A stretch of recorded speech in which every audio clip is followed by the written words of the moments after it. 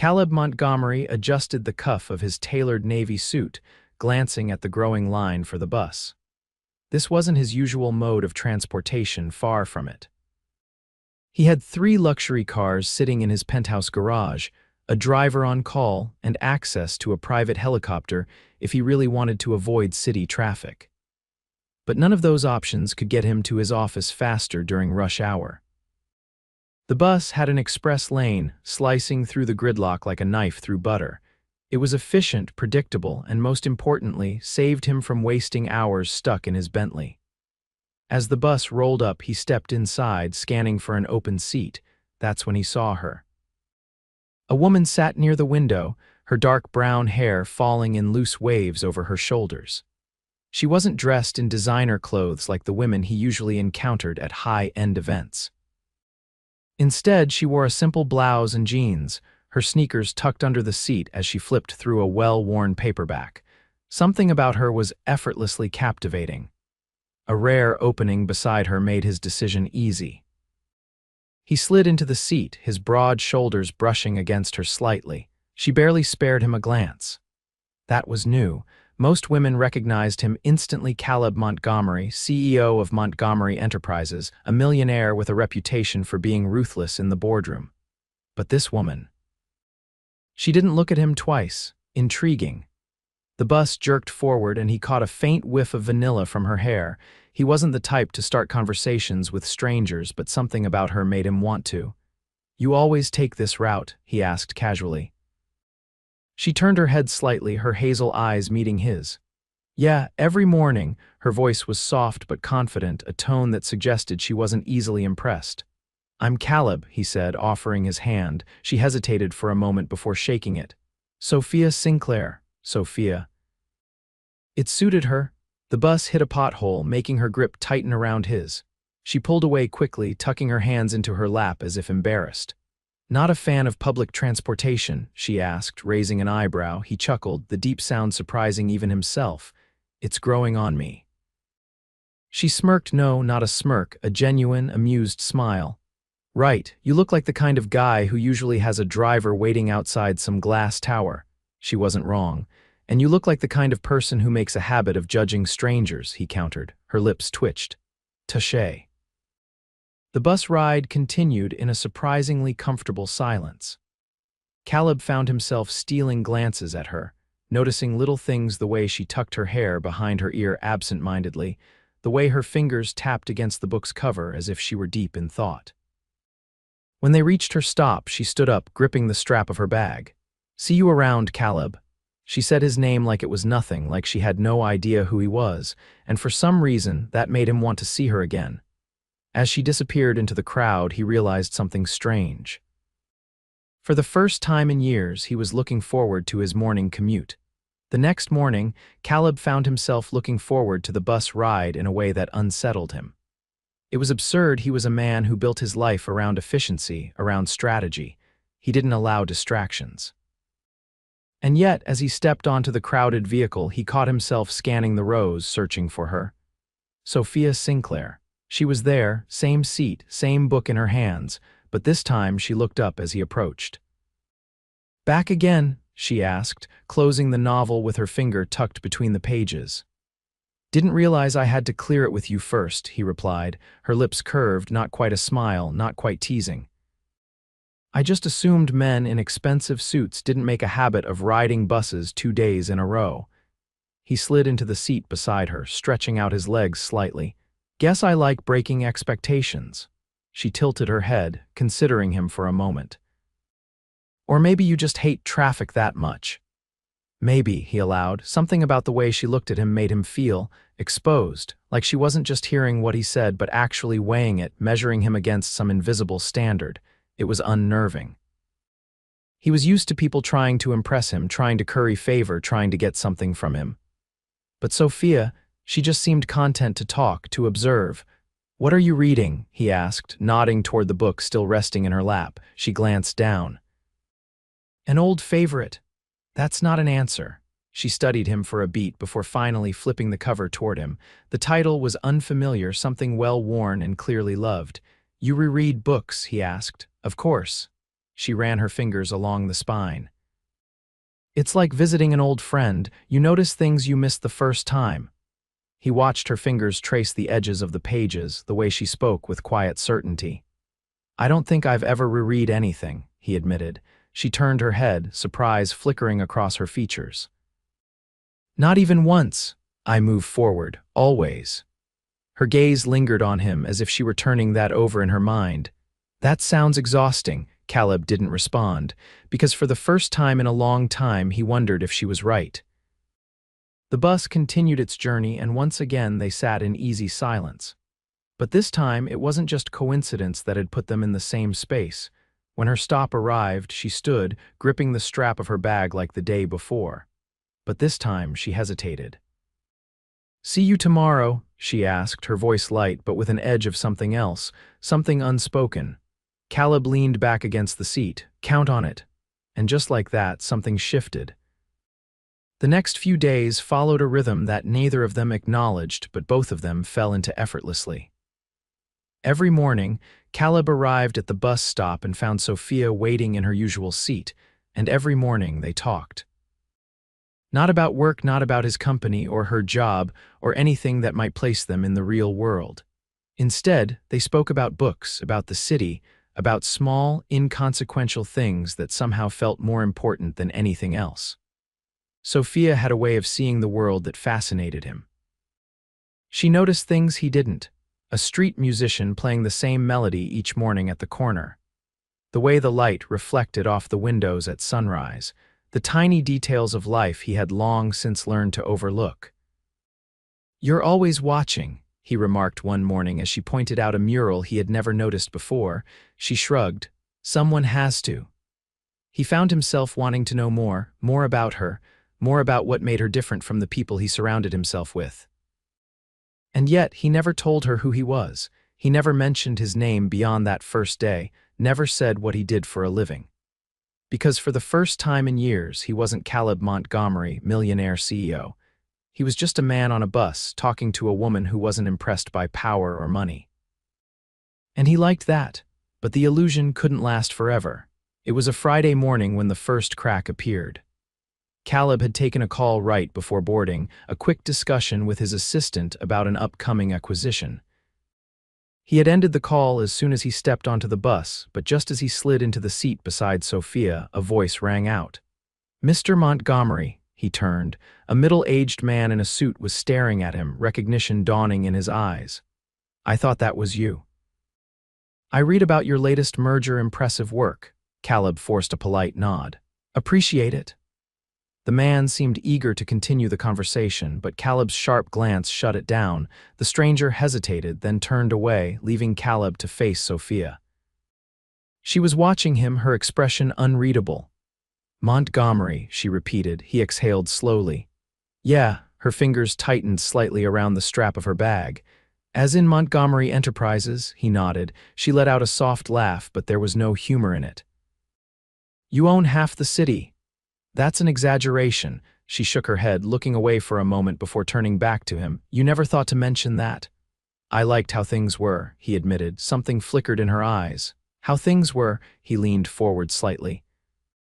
"I didn't want this to be about that, about money, about—" She held up a hand, stopping him. "It wasn't." A beat of silence passed. Then she stood as the bus slowed for her stop.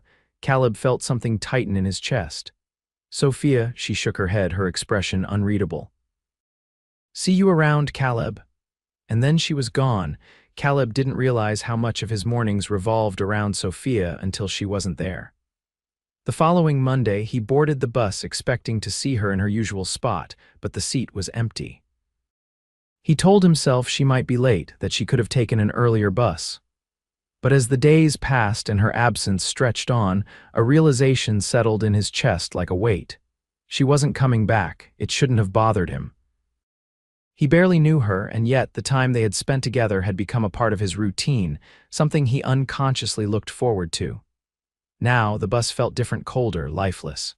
For the first time in years, his thoughts drifted away from work during the commute.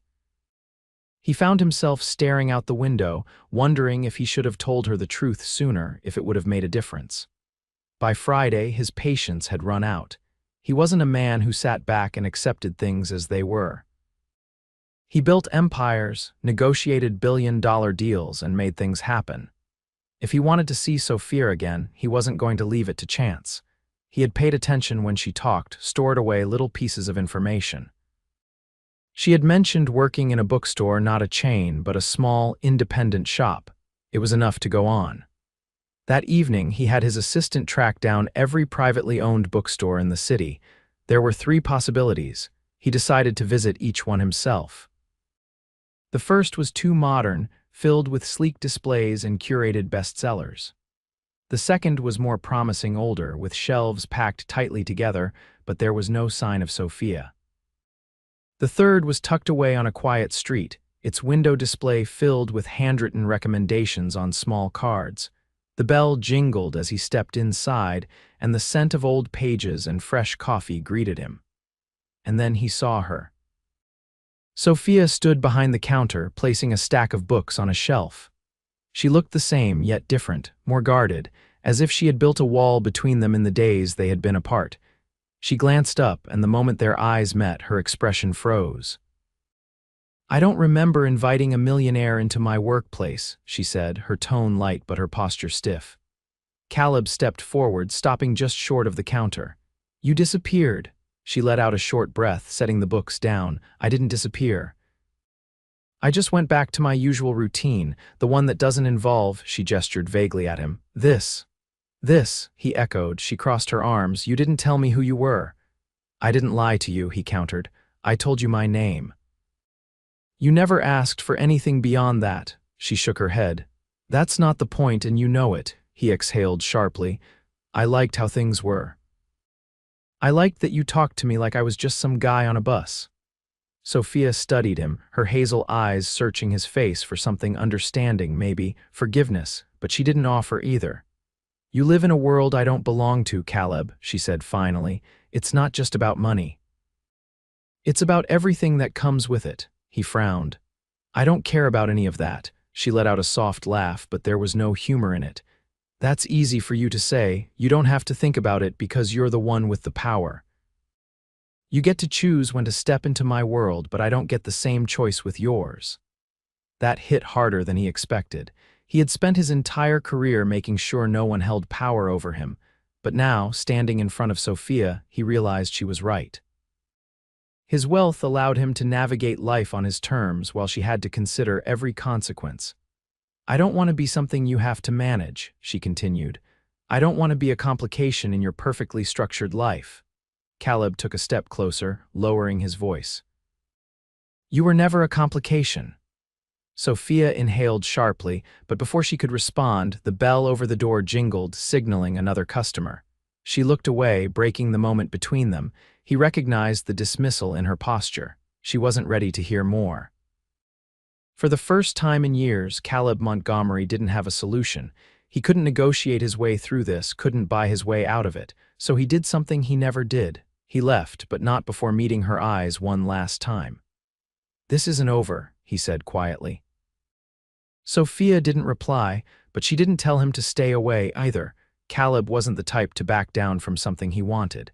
And right now, there was only one thing on his mind: Sophia. He had spent years making choices based on logic, on strategy. Emotions had no place in his world. But Sophia had changed that.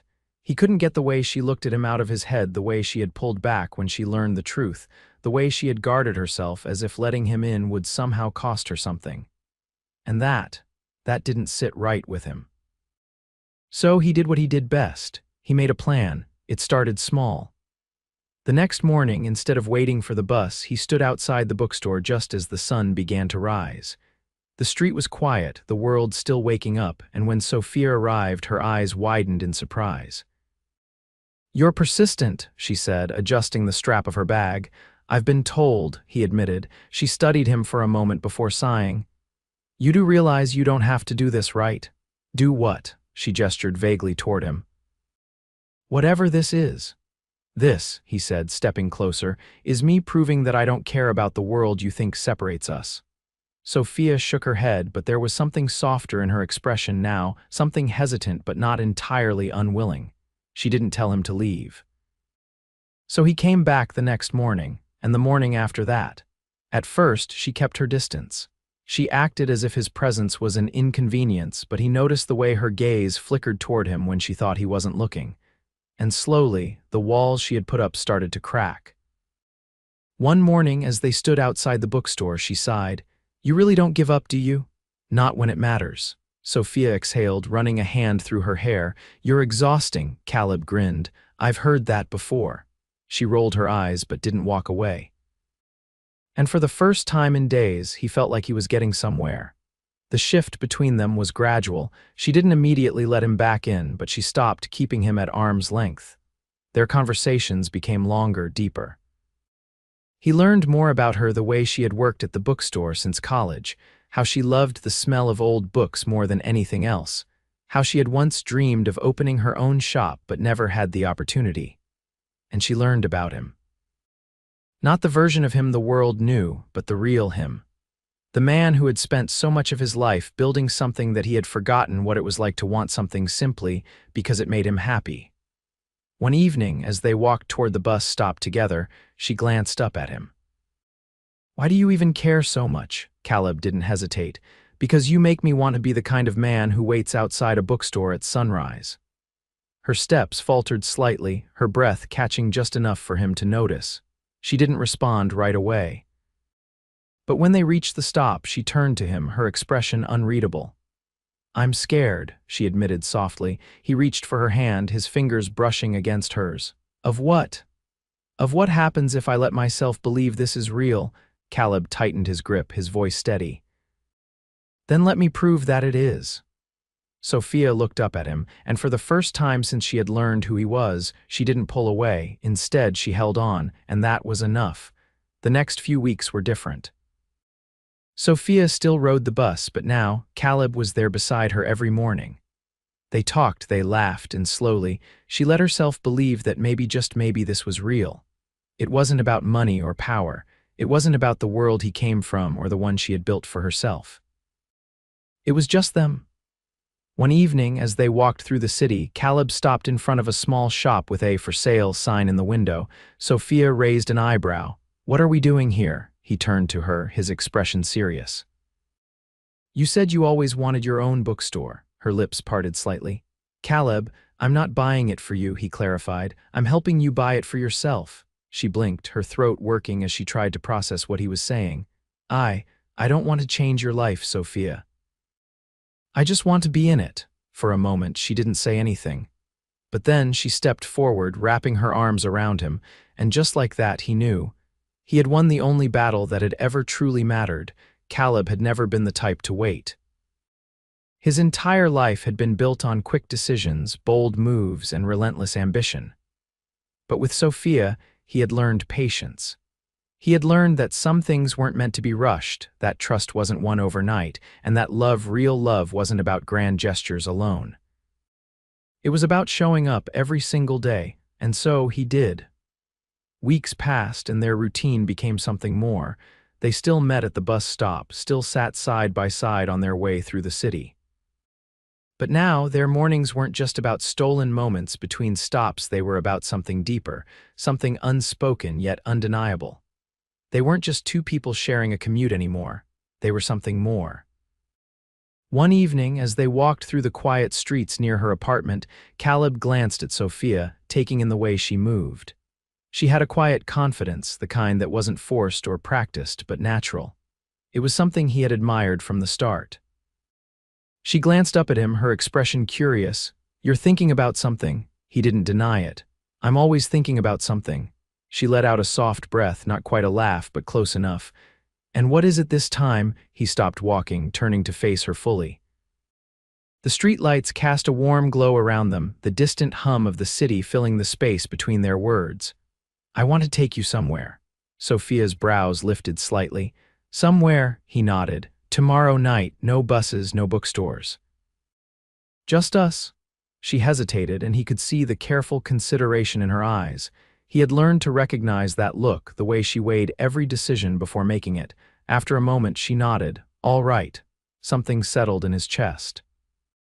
He had expected resistance, another wall, another reason why this was too complicated. but tonight she had chosen to trust him, and that meant everything.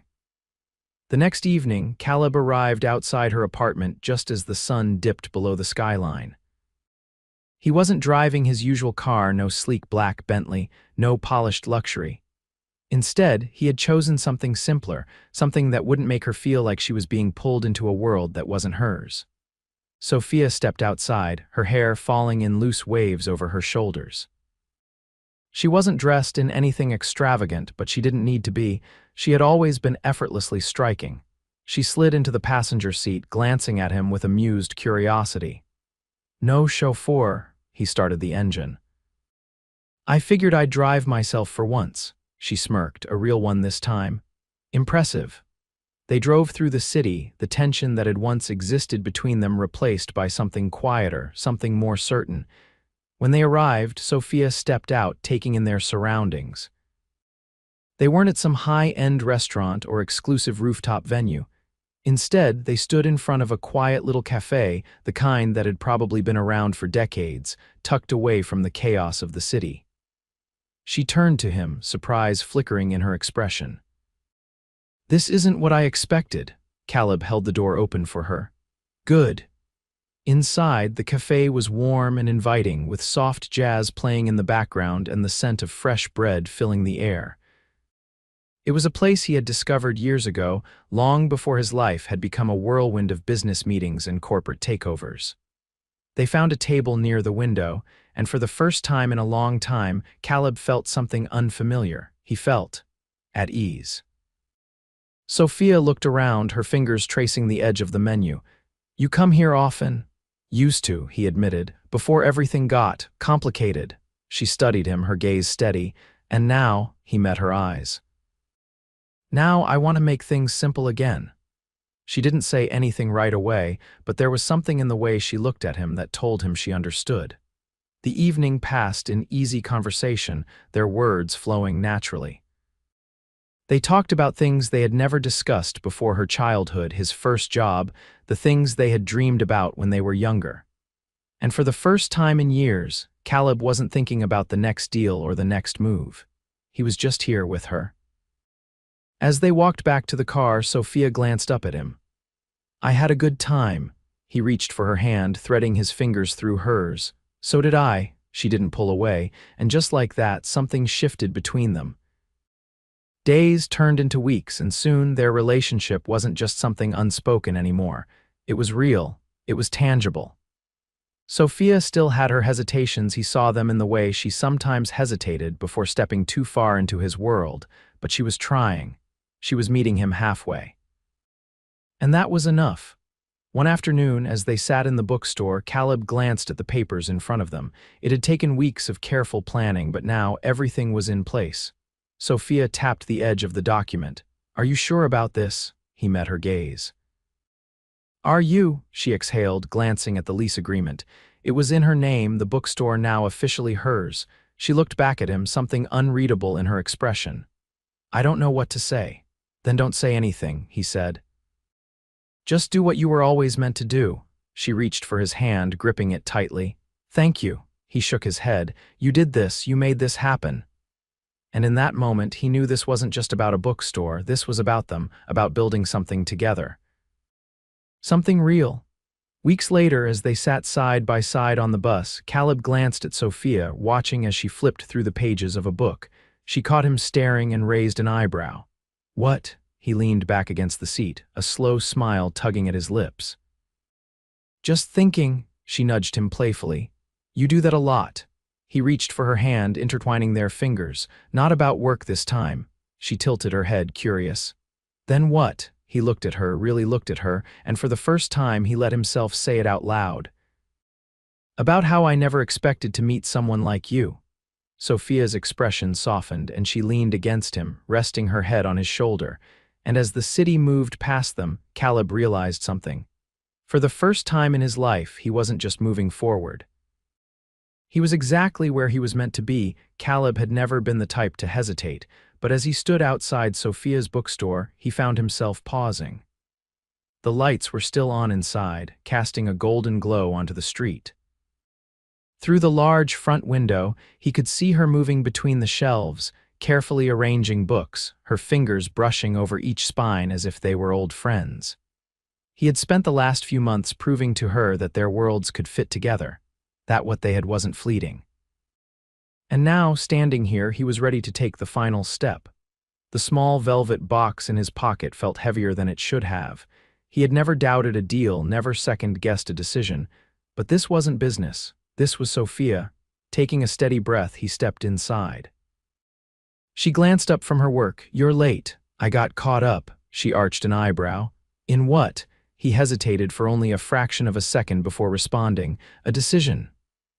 Sophia set down the book she had been holding, curiosity flickering in her eyes. "A decision about what?" Caleb didn't answer. Instead, he reached into his pocket and pulled out the box, flipping it open with practiced ease. Inside, nestled against dark velvet, was a ring, a single diamond, elegant and timeless, just like her. Her breath hitched, her hazel eyes widening as she stared at it.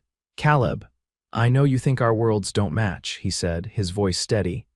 "I know you think we come from two different places, that this might not fit, but I've spent my entire life making things work, Sophia. And I've never wanted anything to work more than this." She swallowed, her hands trembling slightly as she reached for the edge of the counter to steady herself. "This is real," he finished for her. "It's real, and it's ours if you want it." Sophia's lips parted, but no words came out. For the first time in his life, Caleb felt vulnerable. He had built an empire, made decisions that had shaped entire industries. But none of that compared to this moment, to waiting for the woman he loved to decide if she was willing to take this next step with him. Finally, she exhaled. "You don't give up on things, do you? Not when they matter." A slow, breathtaking smile spread across her face. "Then yes." His chest tightened. "Yes," she nodded, her eyes bright. "Yes." Before he could say anything else, she launched herself forward, wrapping her arms around him, burying her face in his shoulder. Caleb held her tightly, his grip firm and unwavering. For the first time in his life, he wasn't chasing success, he wasn't chasing power. He had found what truly mattered, and she had said yes. The wedding was intimate but elegant. Sophia had insisted on something small, something that felt like them. So, instead of a grand ballroom or an extravagant estate, they chose a charming garden tucked away from the heart of the city. Twinkling lights hung from the trees, casting a soft glow over the gathered guests. The air was thick with the scent of blooming roses and fresh earth. Caleb stood at the altar, dressed in a tailored suit that fit him like it had been made for this moment, because maybe, in a way, it had. When Sophia appeared, his breath caught. She wore a dress that wasn't over the top, wasn't dripping in embellishments or layers of fabric. It was simple, elegant, and effortlessly stunning, just like her. Her eyes locked onto his, and in that moment, nothing else existed.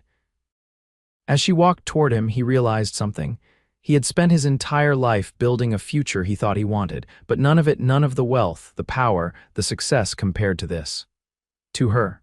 When she reached him, she slipped her hand into his without hesitation. "I never thought I'd be here," she murmured. He squeezed her fingers gently. "Neither did I." The ceremony was a blur of vows and quiet, stolen glances. But when it was over, when they were pronounced husband and wife, Caleb pulled her close, his lips brushing against hers in a kiss that sealed everything they had built together. Cheers erupted around them, but he barely heard them.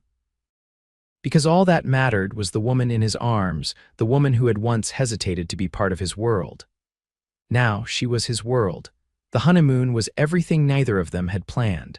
Instead of jetting off to some remote island or five-star resort, they chose something different. Something that felt like them. A quiet cabin by the lake, surrounded by towering trees and endless sky. Sophia spent the mornings curled up with a book on the porch, her feet tucked beneath her as she sipped coffee. Caleb spent them watching her, memorizing the way the sunlight danced across her face. Afternoons were filled with walks through the woods, conversations about everything and nothing. Evenings were spent by the fire, wrapped in each other, the world beyond their little escape forgotten. One night, as they lay beneath a sky littered with stars, Sophia turned to him. "I never thought I'd end up married to a millionaire," he chuckled, pulling her closer, "and I never thought I'd fall in love on a bus." She laughed softly, shaking her head. Life is strange. Caleb pressed a kiss to her temple. Life is exactly as it should be. Sophia sighed contentedly, resting her head against his chest, and as Caleb held her beneath the endless sky, he knew this was it. This was everything. No boardroom victory, no business deal, no amount of wealth could compare to this woman in his arms. He had spent his life chasing success. Now he had finally found what truly mattered, and he wasn't letting go.